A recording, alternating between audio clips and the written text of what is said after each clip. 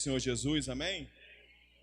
Por favor, abra sua Bíblia no livro de Mateus, capítulo 22, versículo 16 em diante. Te damos glória, teu é o poder, para sempre, amém. Te damos honra, te damos glória, teu é o poder, para sempre, amém. Oh, glória. Te damos honra, te damos glória, teu é o poder, para sempre, amém. A igreja de Deus, te damos honra, te damos glória, teu é o poder, para sempre, amém. Louvado seja Ele para todos sempre. Aleluia. Livro de Mateus 22, versículo 16 diz assim: E enviaram-lhes discípulos juntamente com os herodianos para dizer: Mestre, sabemos que o Senhor é verdadeiro e que ensinas o caminho de Deus de acordo com a verdade, sem se importar com a opinião dos outros, porque não olha para a aparência das pessoas. Assim sendo, diga-nos, o que o Senhor acha? É lícito pagar imposto a César ou não? Mas Jesus, percebendo a maldade deles, respondeu: Hipócritas, por que vocês estão me pondo à prova? Mostre-me a moeda do imposto. Trouxeram-lhe um denário. E Jesus lhe perguntou: De quem é essa figura e esta inscrição? E eles responderam: De César. Então Jesus lhe disse: Deem, pois, a César o que é de César, e a Deus o que é de Deus. Ouvindo isso, se admiraram. Em algumas versões bíblicas, se maravilharam. E deixando-o, foram embora. Amém. Os irmãos podem assentar. Irmãos, os ditos sabedores da lei, mestres do conhecimento, eles já haviam usado várias artimanhas contra Jesus. No capítulo 9 de Mateus, por exemplo, começa mostrando que eles estavam blasfemando contra Jesus em seus pensamentos. No seu íntimo, eles blasfemavam, falavam contra Jesus. No capítulo 9 mesmo, no versículo 34, mostra eles insultando a Jesus, indo até onde Jesus estava e o insultando. No capítulo 12, no versículo 2 de Mateus, eles começam a afrontar Jesus no âmbito dos mandamentos. Os seus discípulos estão pegando espigas no sábado, e isso está errado.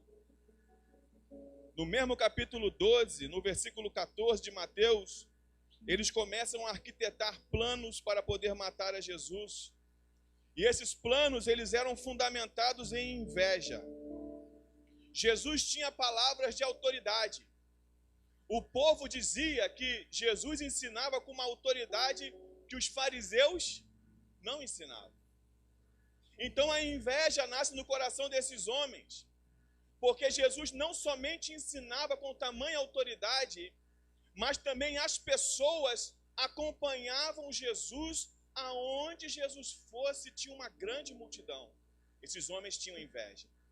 Não somente inveja pela autoridade e pela fama de Jesus, mas também inveja daquilo que acompanhava o ministério de Jesus. O ministério de Jesus ele era evidenciado por sinais, prodígios, maravilhas. Demônios eram expulsos, ao ponto de João Batista mandar um mensageiro a Jesus e perguntar: és tu aquele que haveria de vir, ou devemos esperar outro? A mensagem de Jesus a João é: diga a ele que cegos estão vendo, coxos estão andando, pessoas estão sendo curadas, libertas. Então há uma inveja muito grande desses homens. Em Mateus capítulo 21, versículo 46, diz que eles intentavam fazer coisas contra Jesus, matar a Jesus, mal contra Jesus, mas eles não faziam por causa da multidão que cercava Jesus. Então eles arquitetam um plano, porque até então eles tinham usado contra Jesus ferramentas baseadas na lei, baseadas no pensamento público a respeito da Torá. Só que aqui, a partir daqui, eles começam a usar o governo. Eles querem botar Jesus contra o governo, contra César. E no capítulo 20 de Lucas, que narra uma história paralela a essa, está escrito assim, Lucas 20, versículo 20. Então começaram a vigiar Jesus. Pagaram alguns homens para fazerem perguntas a eles. Eles deviam fingir, esses homens contratados pelos fariseus, deveriam fingir que eram sinceros e procurar conseguir alguma prova contra Jesus.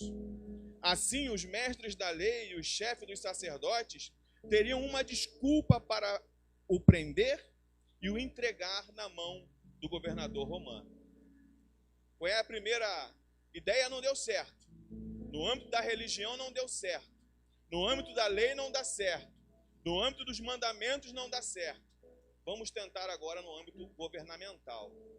Vamos provocar que ele fale contra Roma.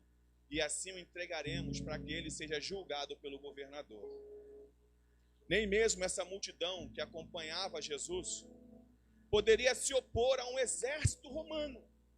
Por mais que eles estivessem do lado de Jesus, acompanhando Jesus aonde ele fosse, eles não tinham força para combater o exército romano. Então o texto nos mostra que eles partem por alguns princípios aqui estratégicos. A primeira estratégia deles é: o inimigo do meu inimigo é meu inimigo também. Então você vai ver os fariseus, como já foi falado aqui na ceia passada, se juntando aos herodianos. Os fariseus, todo mundo sabia quem era, e nós também sabemos. O projeto inicial do farisaísmo era até bom, restaurar de novo a lei em Israel, as sinagogas sendo estabelecidas, uma centena e meia de anos antes de Cristo, eles organizando sinagogas, e vamos voltar a ensinar a lei ao povo, já que não tem templo, vamos ensinar nas sinagogas. A ideia inicial era boa, eles não tinham templo viável para ensinar, então vamos ensinar em sinagogas. Só que com o tempo eles começam a se corromper. Eles eram mestres da lei, doutores do povo. Já os herodianos eram judeus, mas que eram a favor da dinastia herodiana. Eles eram a favor do governo de Herodes. Eles não se bicavam, eles não se juntavam. Um falava contra o outro. Um era a favor do império e o outro não. Só que eles têm um objetivo, o mesmo objetivo, que é apanhar Jesus em alguma coisa. Então, para isso eles se juntam. Repetindo o que foi falado aqui na ceia, a igreja é alvo de inimigos externos, inimigos entre eles, que são também inimigos da igreja. Então, eles se juntam contra a igreja, se juntam contra o povo de Deus. Eles, na verdade, eles queriam que Roma desse o voto final, que o governador de fato matasse a Jesus. Um dos grandes erros dos fariseus é a literalidade a respeito de tudo. Então, se é para ter as escrituras no coração, eles escrevem no papel e colam no seu peito, colam na sua testa, colam pelo seu corpo. Se é para ter alguma coisa que eles faziam literalmente aquilo que eles pensavam que era para se fazer. Só que Jesus mesmo falou para Pilatos, em João 19:11, aquele que me entregou a você, pior pecado tem. Eles não estavam absolvidos porque não estavam pendurando Jesus na cruz literalmente, mas eles eram culpados por não reconhecerem quem Jesus era de verdade. A segunda estratégia deles aqui é que açúcar demais também tem veneno demais. Então eles chegam até Jesus com os elogios mais bonitos possíveis. Eles chegam até Jesus com palavras mansas, palavras doces. Palavras tão anestésicas, elogios tão anestésicos que fazem com que a pessoa até se ache alguma coisa. Mestre, uma estratégia, mestre. Assim como falaram em João capítulo 8, mestre, apanhamos essa mulher em adultério. Mestre, qual é o grande mandamento da lei? Palavras elogiosas. Olha o que eles dizem. Tu és honesto, você é honesto. Mestre, você ensina com verdade. Mestre, você é tão consciente do que diz que não se importa com o que os outros dizem. Mestre, você não julga ninguém pela aparência. Embora tudo isso sobre Jesus seja verdade, a fonte não é boa. As intenções não são boas. Não importa a água, o que importa é se ela é limpa, se ela é boa para o consumo. E essas fontes não eram boas. Por mais que as palavras sejam verdadeiras, as intenções são ruins. Eles não tinham ideia do que estavam falando, porque as intenções não eram boas. Lembra do início? Eles juntaram para pegar Jesus em alguma coisa, alguma contradição, alguma palavra contra o império. Então eles chegam com as mais belas palavras, ao ponto de que, se não fosse uma pessoa entendível do coração daqueles homens, muitas pessoas se enganam, irmãos, por palavras elogiosas.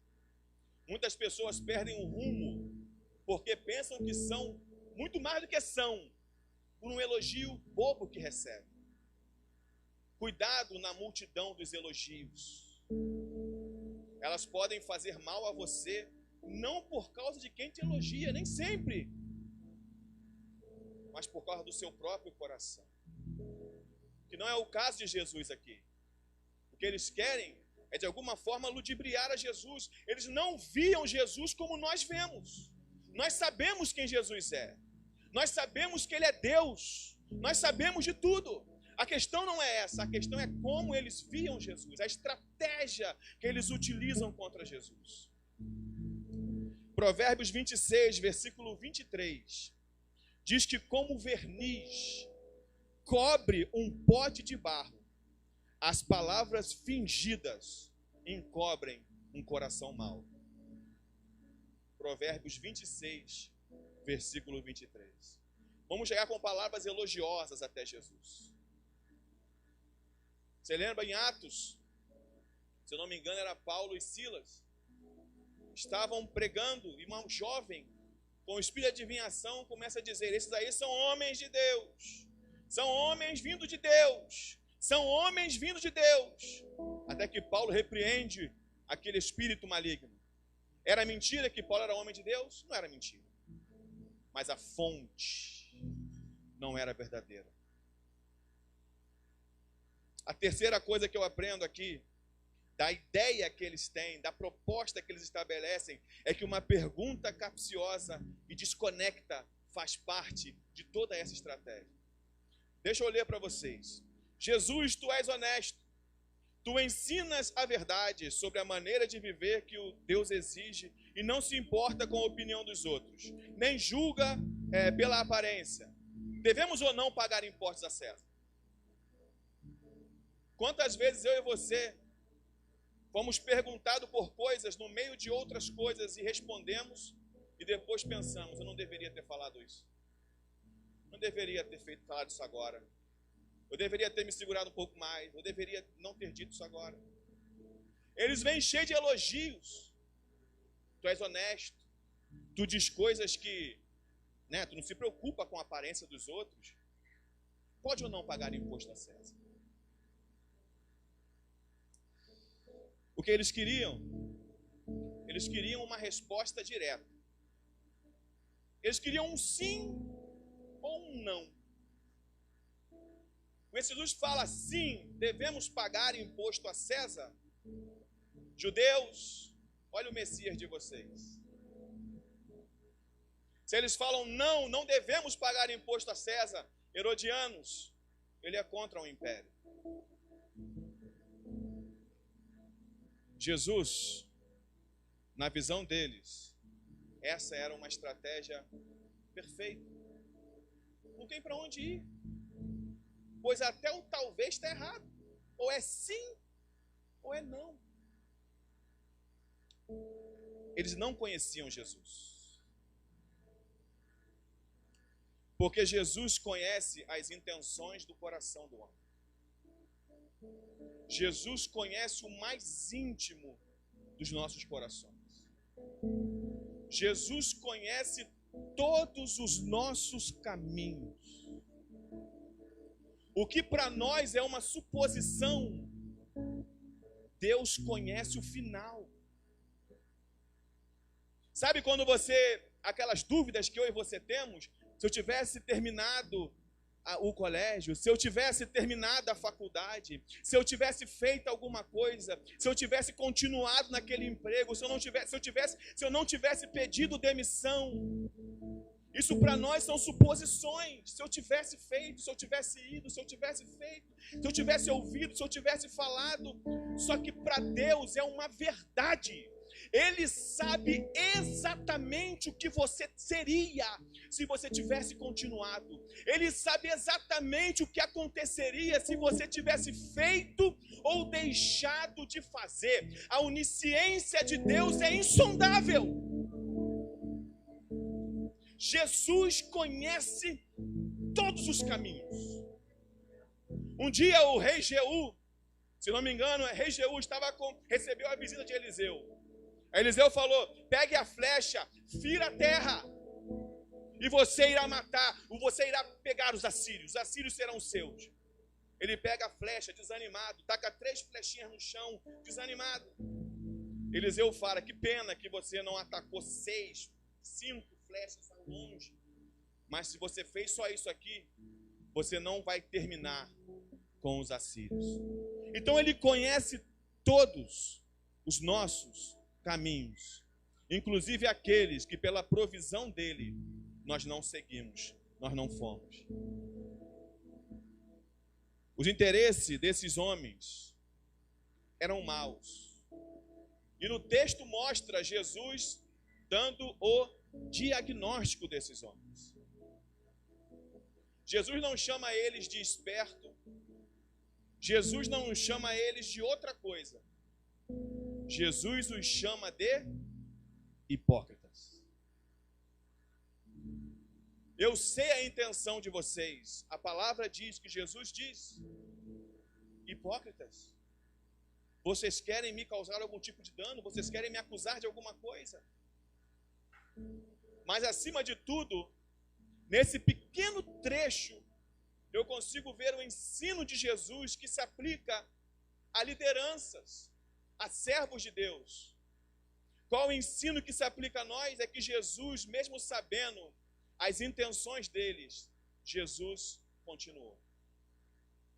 Mesmo sabendo que aqueles homens eram hipócritas, mesmo sabendo que aqueles homens estavam com intenções ruins, Jesus continuou.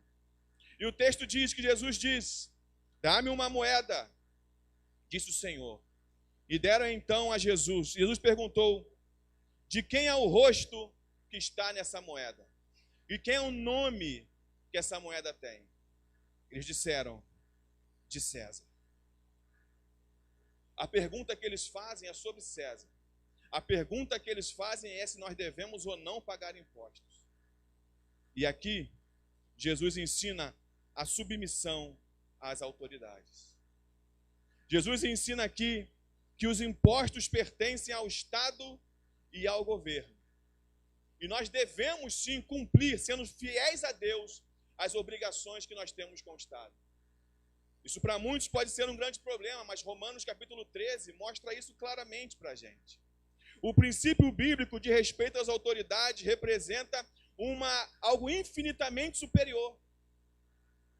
Porque é impossível alguém dizer, eu não respeito a autoridade nenhuma, respeitar a Deus.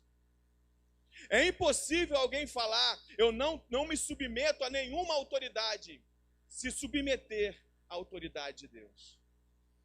Falando sobre direção, e aqui os irmãos também dirigem, nós podemos dizer que nós temos muita dificuldade com autoridades, em especial a de trânsito, porque nós não respeitamos a autoridade de trânsito por causa da autoridade, mas nós respeitamos por medo do prejuízo financeiro, porque não queremos ser multados, porque não queremos tomar pontos na carteira, e não é necessariamente por causa da autoridade estabelecida ali.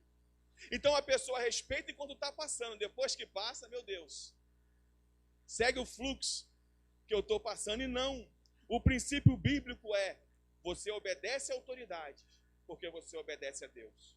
Você obedece a autoridades, porque você obedece a Deus. Geralmente as leis, elas são feitas para nós obedecermos, mas nós literalmente somos punidos, porque não obedecemos como deveríamos. Quando Jesus pergunta a eles, qual é o rosto e o nome na moeda, a resposta deles mostra a superioridade de César.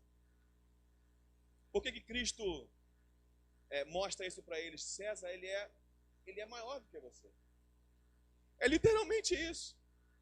Qual é o rosto dessa moeda? O de César. Qual é o nome que está aí? O de César. Você compra com essa moeda? Compro. Você paga com essa moeda? Pago. Então, existe uma superioridade que deve ser respeitada.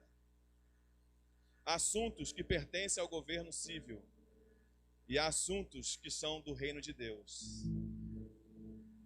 E a igreja, ela não deve usar o governo para impor lealdade a ninguém. Falar sobre isso que eu vou falar agora muito rapidamente, eu não vou me segurar aqui nesse assunto, porque realmente ele causa polêmica para muita gente. Falar sobre governo, igreja, é um grande problema. Mas nós precisamos falar um pouco sobre isso, nem que seja por 2, 3, 4 minutos. Os extremistas islâmicos, nos países em que eles são maioria, que eles são os donos do país, o que manda nesses países é de fato a religião islâmica. E isso é um erro. Lá crianças são mortas. Lá homens são feitos soldados do Islã. Lá mulheres não têm direitos nenhum. Isso é um erro grave. Mas também há um outro erro muito grave. É quando a igreja, ela se junta literalmente ao governo, transformando o governo numa espécie de extensão da igreja. Historicamente, todas as vezes que isso aconteceu, desde o ano 300, no Concílio de Nicéia, a igreja sempre se corrompeu. E quando a igreja ficou em paralelismo com o Estado, houveram os cruzados, houve a Inquisição, houveram as maiores mortandades possíveis que uma religião pode provocar. A Bíblia diz, meus irmãos, que nos últimos dias seriam dias de guerra. Nos últimos dias seriam pais contra filhos. Nos últimos dias seriam filhos contra pais. Guerras, rumores de guerra. Nos últimos dias, pais se levantariam contra seus filhos. Nos últimos dias haveriam fome. Não há como melhorar isso. Nós temos que ser fiéis e pregar o evangelho fiel e vivermos pregando o evangelho fiel. Aquele que for de Cristo virá. O que vai fazer com os que não vêm? Quando a igreja se vende ao governo, o que acontece é isso. Infelizmente, a única maneira em que a Bíblia ela não discorda de algum tipo de inimizade é pelo amor ao evangelho. Porque a Bíblia manda nós amarmos mais a Deus do que aos nossos parentes, do que aos nossos filhos, esposa, qualquer outro parente. Mas ultimamente, infelizmente, nós temos visto pessoas criando inimizade por causa dos seus Césares. Por causa dos seus Césares, param de falar com filhos, com sobrinhos, com netos, com parentes. Se for por amor ao Evangelho, amém. Mas se não for pelo amor ao Evangelho, não está certo. Literalmente não está certo. Jesus diz aqui, César, dê a César o que é de César. César era uma pessoa terrível, iníqua, ruim, mas estava na posição do governo. Então pague os impostos, faça o que tem que ser feito. E o povo, eles sempre davam a César o que era de César. Isso nunca foi problema, embora não quisessem, embora não gostassem, eles tinham que dar a César o que era de César. Eles pagavam seus impostos. Mas sabe qual é o problema que Jesus levanta no texto? Eles não davam a Deus o que era de Deus. Dar a César o que é de César, você também dá. Você dá. Está diluído no seu arroz, está diluído no seu feijão, está diluído na sua conta de luz, na sua conta de água, está diluído nos seus impostos. Você está dando o que é de César. O maior problema é dar o que é de Deus. Porque isso não é isso não é mentira para ninguém. Todo mundo, de alguma maneira, paga imposto. Se você é um empresário, você paga mais ainda. Jesus não ofendeu ninguém aqui. Mas é interessante como esses homens nunca chegaram para Jesus e disseram: o que devo eu fazer para agradar a Deus? Nunca foi. O que devo eu fazer? Qual é a maneira que eu devo viver para benefício da obra do Senhor? Isso nunca foi. Porque eles nunca estiveram preocupados em outra coisa, a não ser em apanhar Jesus em alguma coisa. E o que Jesus vai dizer para eles? Deem a Deus o que é de Deus. Provérbios 23, versículo 26. Meu filho, dê-me seu coração, que seus olhos tenham prazer em seguir os meus caminhos. Nossa consciência é de Deus, irmãos. O lugar mais íntimo, mais importante em nossos corações, nossos bens, nosso tempo, tudo pertence a Deus. Nossa adoração, nosso culto, nossa lealdade, fidelidade, tudo que temos e somos deve estar depositados ao Senhor, completamente a Ele. Entregue a Ele, reconhecendo que é tudo dele, para Ele, a glória é dele. Salmo número 115, versículo 1 diz: não a nós, Senhor, não a nós, mas ao seu nome seja a glória. Tudo pertence a Ele. O imposto pode ser de César, e até quando você paga o seu imposto, pelo bom testemunho, você glorifica a Deus. Então até isso é dele. Nada pertence ao homem, tudo pertence a Deus. E reconhecendo Deus como o mais importante, nós reconhecemos isso. Deus é muito maior do que esses Césares da vida, maior do que o atual presidente, do que o presidente antigo, não importa. Deus é maior do que eles todos. E se eles tentarem interferir na nossa vida com Deus, nós seguimos a Deus. E a pergunta que eu lhe pergunto, que eu lhe faço: e se isso custar a sua vida, meu irmão? E se isso custar a sua família? E se isso custar a sua cabeça? Você está disposto a ver Deus maior do que César? Deus é maior do que César, mesmo que isso custe a última gota do nosso sangue. Mesmo que custe a nossa saúde, Deus é maior do que todos eles. Todos os Césares. Atos capítulo 4, do versículo 15 ao 19. Ali Pedro e João, eles são advertidos pelos mestres do Sinédrio: não fale mais sobre Jesus, não proclame mais sobre Jesus. Os doutores da lei estão dizendo: pare de falar. Mas eles falam assim: não, pergunte a Deus se isso é certo. Pergunte a Deus se é certo eu parar de falar de Jesus. O governo falou, olha, vou levantar uma imagem, lá em Daniel capítulo 3, eu vou levantar uma imagem aqui e todo mundo deve adorar. A ordem do governo, ordem dos Césares.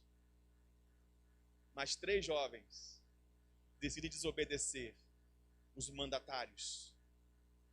A ordem foi, não pode orar sem falar com os César. Não pode orar sem falar com o presidente. Daniel vai lá para o seu cantinho, Daniel capítulo 6, abre a janelinha em direção a Jerusalém, dobra o seu joelho e começa a orar. Que a única acusação que façam contra nós seja de ser fiel a Deus, irmãos. Que a única acusação que tenham contra nós é de nós sermos pessoas de oração. Que a única acusação contra nós seja de sermos servos fiéis de Deus. Que não se colocam contrário quando a mídia diz que está errado. Não! Ainda que nos custe algo, nada se compara com o peso da glória do Senhor. Romanos 18:18. As tribulações desse tempo presente não se podem comparar com a glória que em nós há de ser revelada. 1 Coríntios capítulo 10, versículo 31 diz, portanto, quer que vocês comam, quer que vocês bebam, quer que vocês façam qualquer coisa, façam para a glória de Deus. O que é de Deus, tudo que você faz. O que é de Deus, tudo.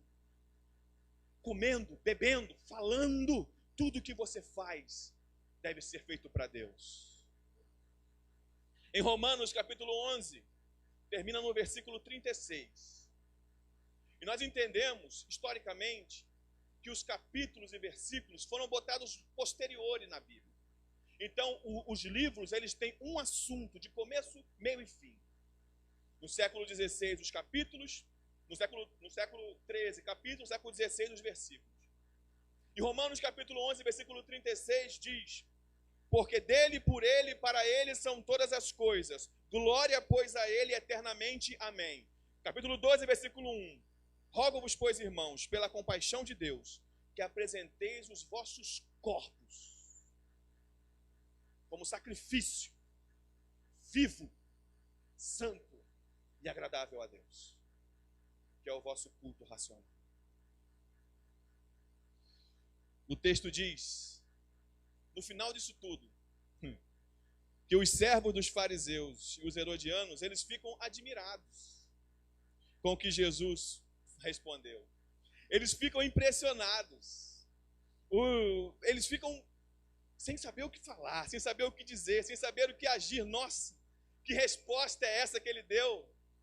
Eles ficam impressionados, maravilhados com as palavras de Jesus, com o que Jesus ensinou naquele momento. Os amigos de Jesus, nós, amém? Nós, amigos de Cristo, também ficamos maravilhados com o que Jesus faz. Não tem como não ficar maravilhado com as obras de Cristo. Eles também ficaram maravilhados com as palavras de Jesus. Só que tem um problema. Quando você ouve, lê, que eles ficam maravilhados, é de se pensar, meu Deus, por que eles não se voltaram para Cristo então? Eles eram alunos desses fariseus. Por que eles não abandonaram tudo aquilo? Eles ficaram maravilhados com a resposta. Por que eles não abandonaram tudo aquilo e começaram a seguir a Jesus? Por que eles não abandonaram tudo aquilo e começaram a seguir a Jesus? Porque eles ficaram maravilhados com Jesus. Mas nós não ficamos só maravilhados com Jesus. Nós vemos Jesus como precioso. Coisas que eles não viam. E por isso que eles fazem o que pessoas maravilhadas fazem. Vão embora. O texto diz que eles ficam maravilhados, se levantam e vão embora. Ficar maravilhados com os feitos de Jesus não te faz se achegar a Jesus. O que te faz se chegar a Jesus é ver de fato quem Jesus é. Quem de fato ele é precioso, mais precioso do que todas as outras coisas.